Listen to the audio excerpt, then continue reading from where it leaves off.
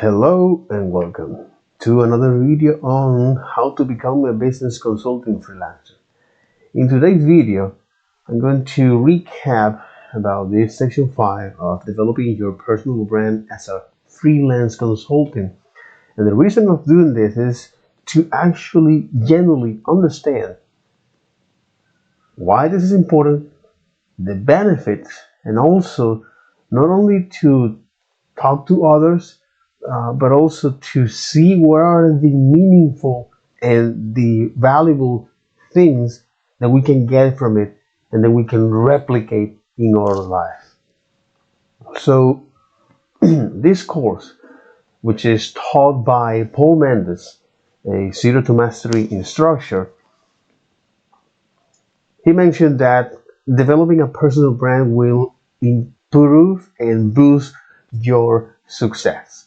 Okay, and this is somewhat similar or very similar to developing your offer, meaning that a great offer is not just only one single offering. In fact, it's a value ladder of offering.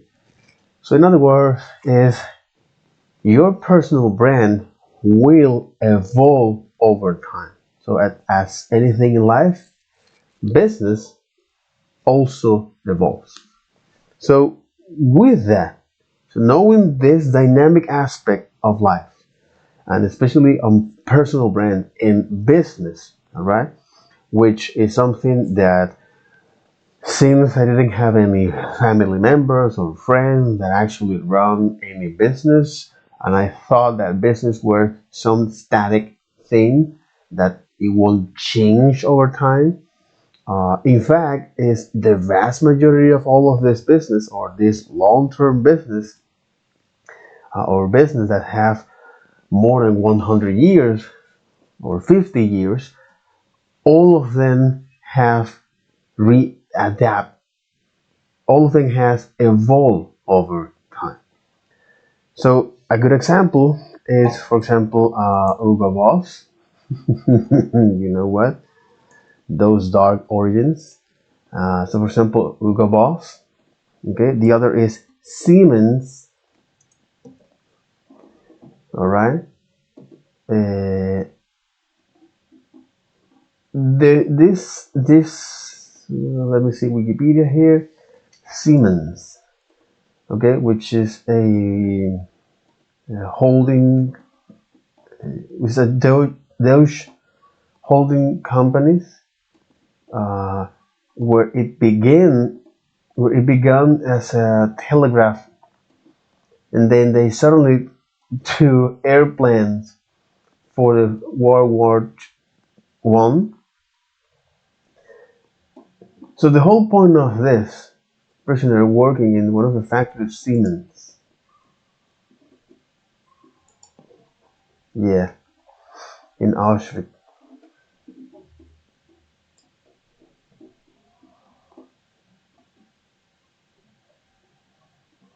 So the whole point of this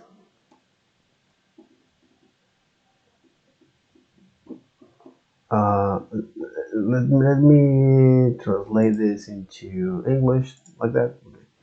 So Siemens, right? So the whole point to this is to recognize the dynamic aspect of business the same as in life.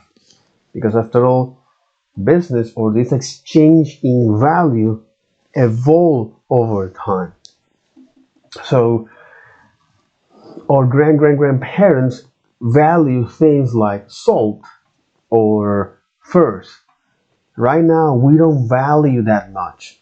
We want, of course, that, but not the way how our grandparents did before or did back then.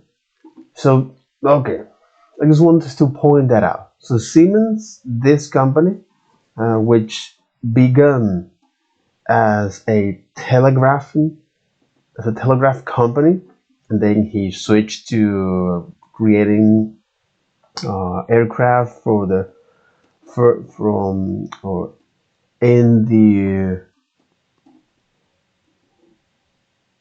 World War II. No, uh, World War One. Okay, the company built airplanes during World War One.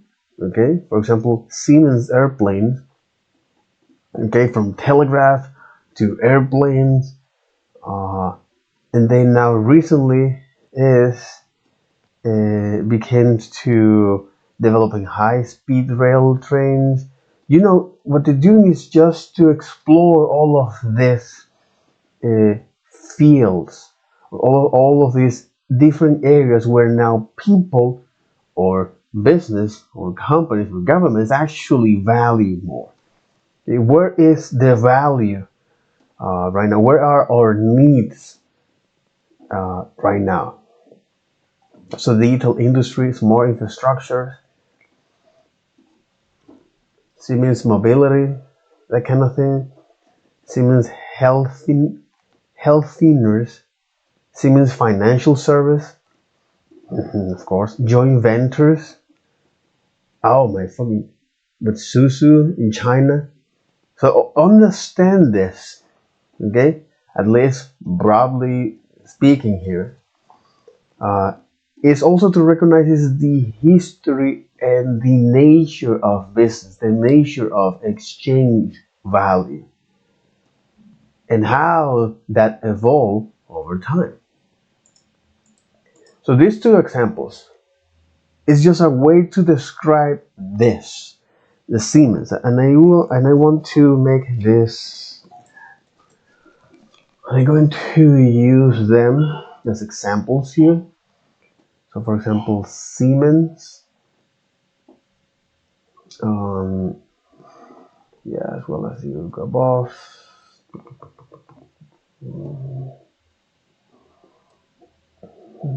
Hugo Boss, in English, please. Okay, it was founded almost 100 years. What about another company? Mm, yeah, another company. Um, Johnson or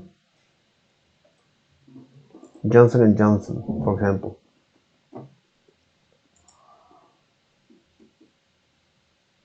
Okay, all right, Johnson and Johnson, for example, right? A little bit of history. Pharmaceutical. So Johnson and Johnson hasn't changed too much. For example, you know, Johnson and Johnson. Another company that might change. Okay, another German or Swiss. Let me see, Swiss companies.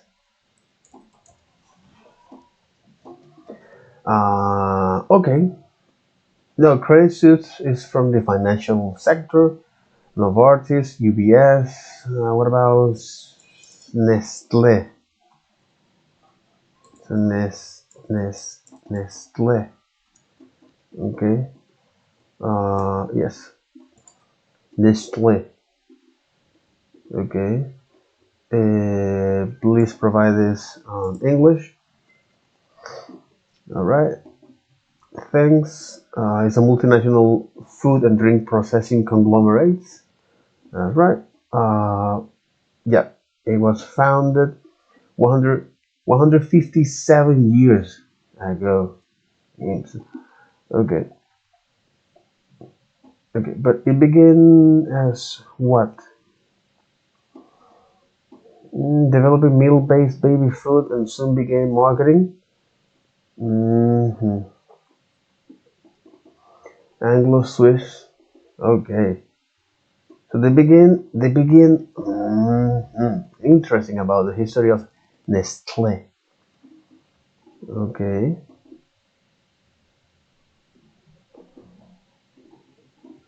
Damn.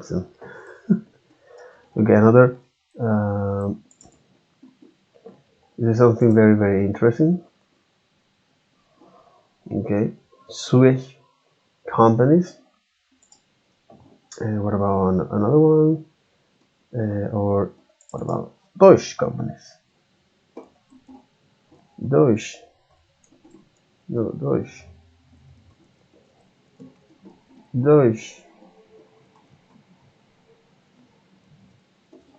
Deutsch companies. I think I wrote it. Yeah.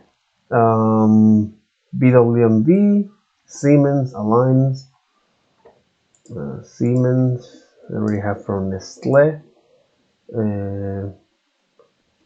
BWMV. Okay.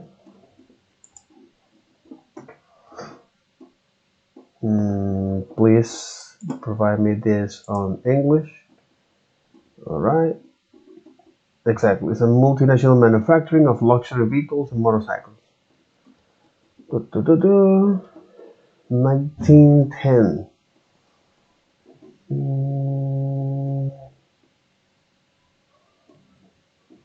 Engine production assets.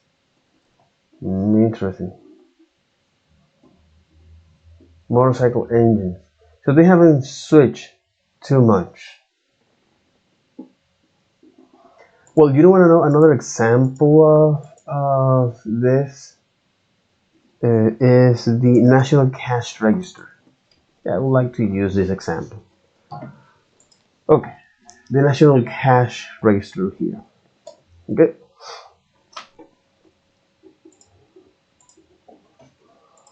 So Siemens, as well as NCR and Nestle, BMW. What about other companies? Siemens, Alliance, Porsche, or yeah, you. For example, Adidas, Adidas, Adidas, Adidas. Please, English. All right, Adidas. But how it was found? Who wore sports shoes in his mother's closet, a laundry room? Germany after his return from World War One. Interesting.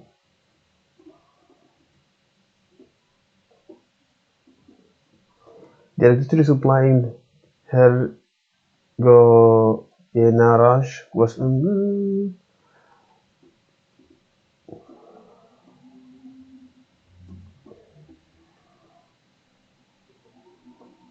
Adolf Das. Interesting. Split and rivalry with Puma.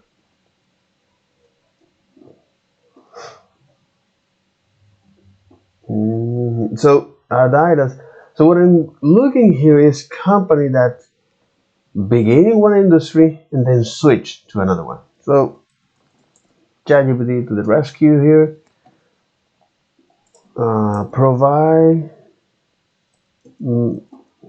Provide me a list of companies that start out in an industry, in a particular industry, and then move out to another industry.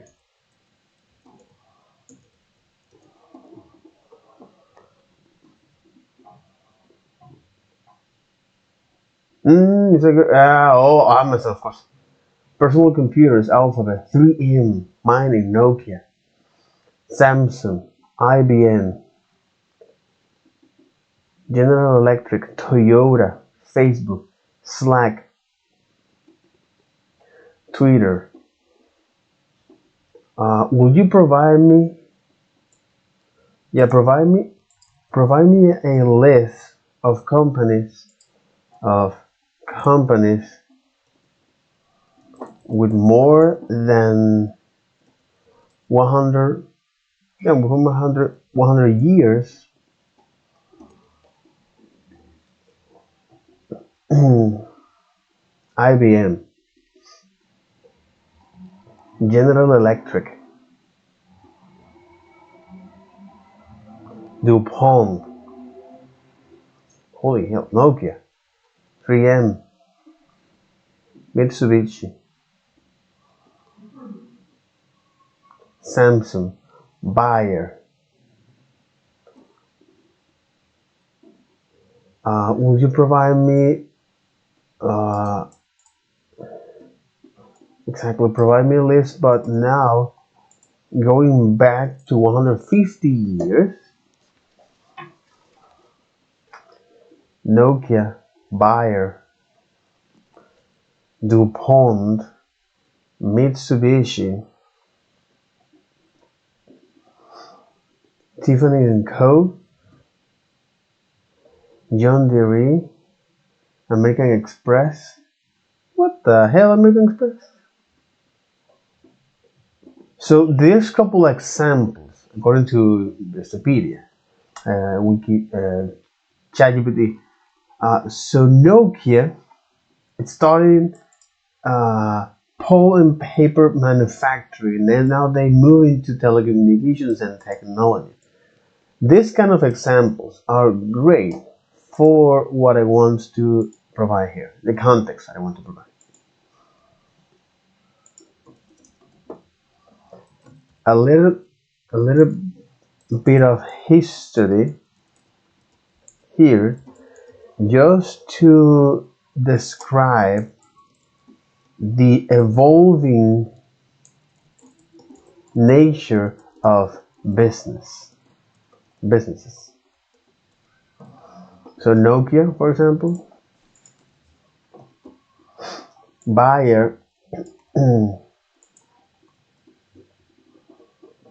another example is Siemens, but Siemens was not found. Why you don't mention about Siemens?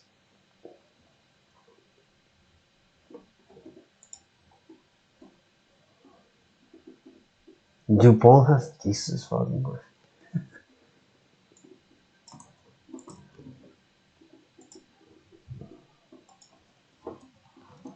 160 years.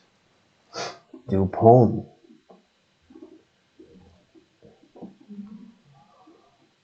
Tiffany and Co. Wells Fargo. John Deere.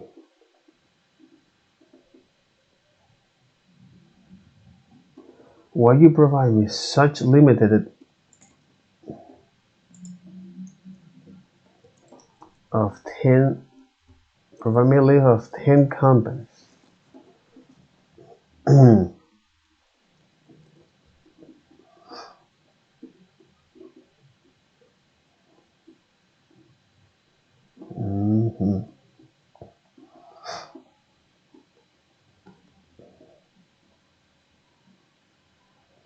American Express,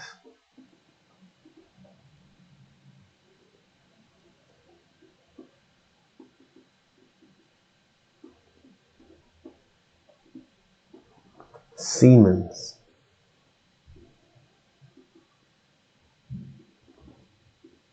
Telegraphic Communications, and then you move on to industry, energy, healthcare, and infrastructure, city sectors.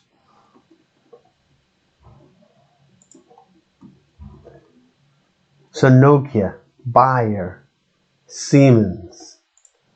Okay, another example here is American Express. American Express, starting as an express mail business and then move on to financial services, including credit cards and travel aid services.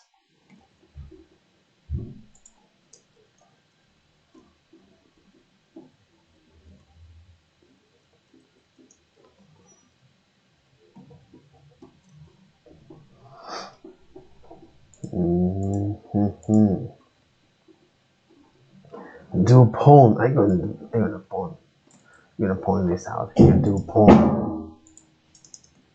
DuPont. So with these couple examples, the whole point of this is to recognize is the dynamic nature of business or exchange value here. So Nokia founded in 1865. It started as pulp and paper manufacturing. We're starting out as a pulp and paper manufacturing, and then move on to telecommunications and technology, as well as Bayer, founding in 1863, and start as dye and chemical manufacturing, and now they move on to pharmaceuticals and life science. Siemens, starting out as telecommunication or telegraphic communication, and then diverse to industry like energy, healthcare, and infrastructure in city sectors. American Express start out as an express mail business, and then moved to financial service, as well as DuPont. DuPont starting as gunpowder and explosive manufacturing, then moved to chemical materials in various industry sectors. So that's the whole point of today's video, is to recognize is this dynamic nature. And again, I'm repeating myself here a lot, but the whole point of this is to, through repetitions and actually genuinely understanding, is creating your personal brand here in this moment. Not only will boost your success, but also will give you more perspective about where you want to go in the future. So right now you are providing this kind of value, meaning as a Shopify meaning as a Shopify developer, or as a software engineer for the Shopify platform right now, but then down the line you can switch to another target. Remember, as long as you have a business with recurring clients that allow you to make that transition, and you are good with your finance, so you know how to allocate your resource good, as well as share with others.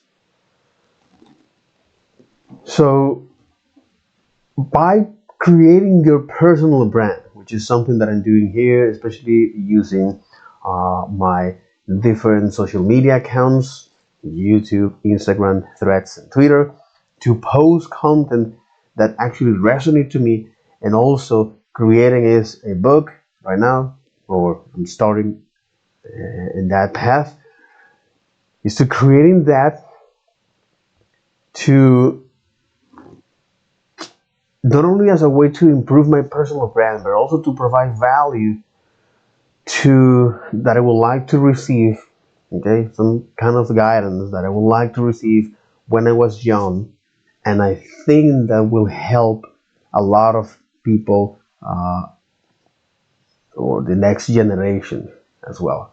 At least in this uh, digital environment where we live, where we have to deal huge amount of data, and how can we process and how can we make a living of that. So that's the entire reason why I'm actually doing this, is to try to make sense of the current state of the world where I am, and from there, okay, what can I do for it? I mean, what can I do that for me as well, and to provide value to others. All right, cool, cool. So okay, so the benefit of creating your personal brand, and a little bit of history of the section 5 of developing your personal brand as a freelance consultant or a knowledge worker. Okay, someone that actually deal with data. In this section 5 is, well, first recognize is that it not only going to boost your success, but also see how other companies throughout the years, especially companies that have over 150 years, or yeah, over 150 years in the round, such as Nokia, that company starting out uh, in that company starting out with pulp and ink and paper manufacturing, and then transition to telecommunications and technology, completely different the industry, you know.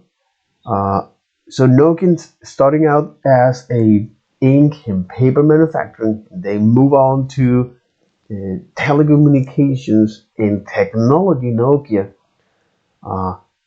buyers from dye and chemical manufacturing to pharmaceuticals and science. Siemens from telegraphic communications to a diverse range of industries such as energy, healthcare, and infrastructures for cities, infrastructure in city sectors. American Express that's starting out as an express mail business, then move on to financial service, including credit card. DuPont as DuPont with gunpowders and explosive manufacturing. Jesus. DuPont, gunpowder and explosive manufacturers, and they move on to chemicals and materials in various industrial sectors. So that's what I want to. So yeah, this is the entire reason uh, of today videos, right? Is to recognize that Nokia, that's starting out as a dye and paper manufacturing, transition to technology and telecommunications. Siemens from telegraphic communications to now a variety of industries such as energy,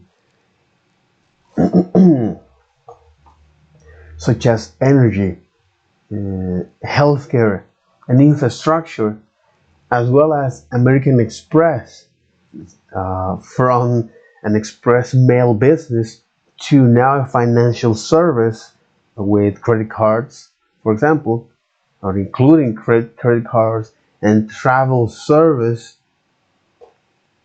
Uh, DuPont, okay, from gunpowders and explosive manufacturers to chemicals, materials in various industrial sectors. Mhm. And Bayer from dye and chemical manufacturing, you know, to pharmaceutical and life science. Jesus. Okay. Okay. Interesting, by the way. So a Nokia comes from Nokia. Let me add this. The Siemens. So Nokia here. This is a German conglomerate. Mhm. A German conglomerate. So German conglomerate. All right. German conglomerate. Okay. Bayer, I think is German as well. Yeah, German multinational. Yep. Uh, German multinational. Okay. Nokia, I think is Japanese. Nokia.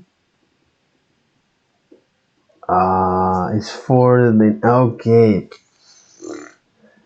Is this what the hell?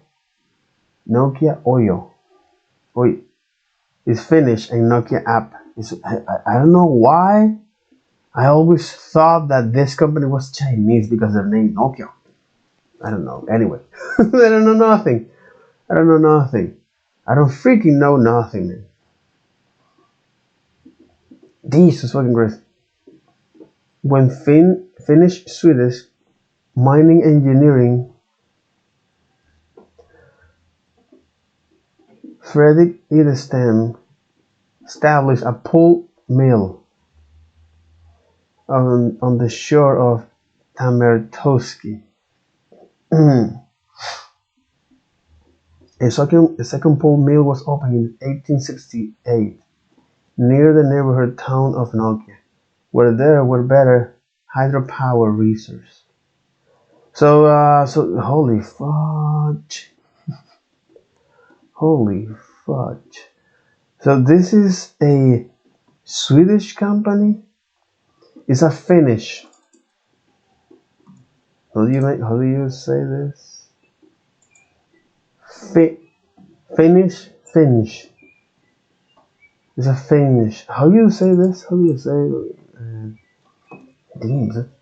Uh, Google Translate from English. No. Okay. English. All right. But exactly. So Finish. Finish. It's like what the fuck? Finish. Finish. Finish. Okay. Finish. So yeah. Finish. Damn, son. Multinational. Okay. A Finnish multinational.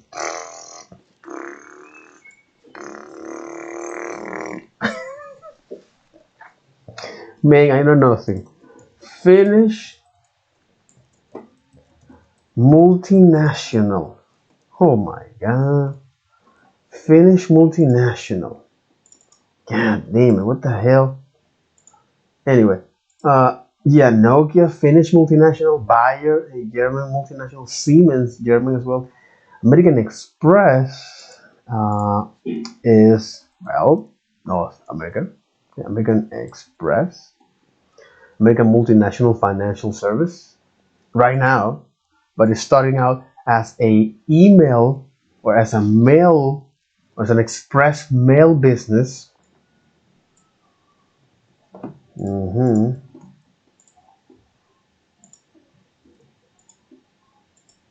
So this is a North American multinational. Okay, and DuPont is French. DuPont and DuPont family. What the hell? Oh, it's a prominent American family descendant from Pierre Samuel DuPont. That's DuPont. This is really on US? Founder of the DuPont business dynasty. Interesting. Oh my god. Okay. This is something that comes from games. Okay. Okay, from the novels. The lore. Alright. Okay. DuPont. Jesus fucking Christ. Okay. Anyway, DuPont is DuPont. The It's an American. Interesting. By French American chemist and industrialist Eleuthère Honoré DuPont de Nemours. Oh my god. Eleuthère Honoré DuPont de Nemours. The company played a major role in the development of first around of a major supplier of gunpowder. Of course, because this company started as a explosive as gunpowder and explosive manufacturing. Okay, gunpowder and explosive manufacturing. Then transitioned to a chemical industry, to chemicals, materials, and various industrial sectors. Mhm.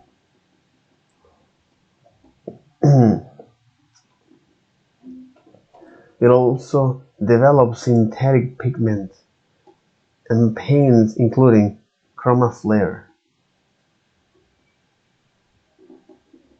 and the Dow Chemical Company agreed to reorganize plan in which the two companies will merge and split into three. As a merged entity, DuPont simultaneously acquired Dow and renamed itself to Dow DuPont. Oh my god. The merge has been reported to be worth an estimate of 130 billions. Jesus. The present DuPont, as prior to the merger, is headquartered in Wilmington, Delaware, in the state where it is incorporated. Delaware. Anyway, so interesting. I know nothing, man. I know nothing, man. And DuPont no longer exists. What the actual fuck? They rebrand that. DuPont didn't more. They rebrand that. What the hell? hmm They rebranded.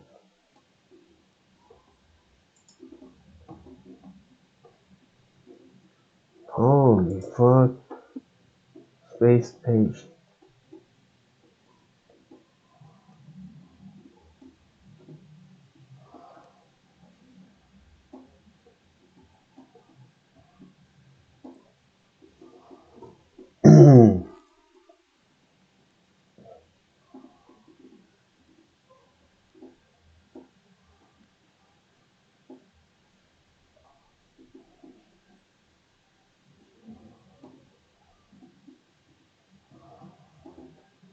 Genetically modified foods.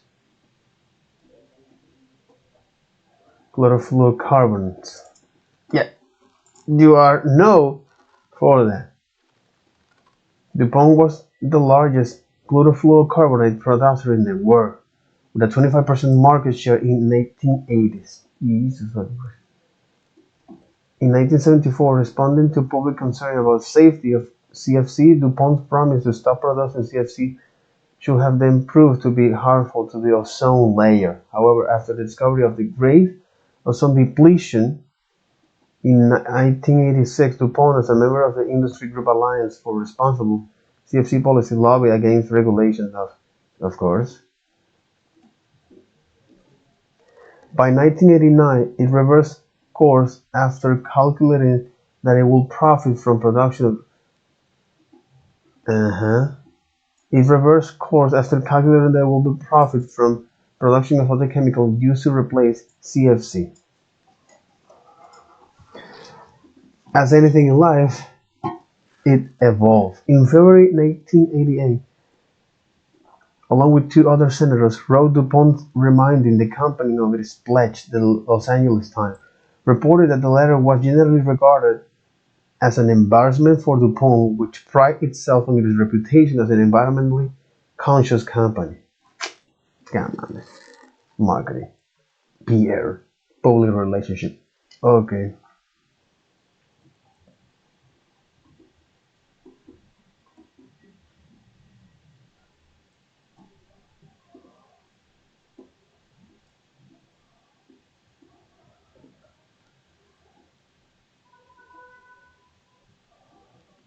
okay, and now we have another, and now we have another.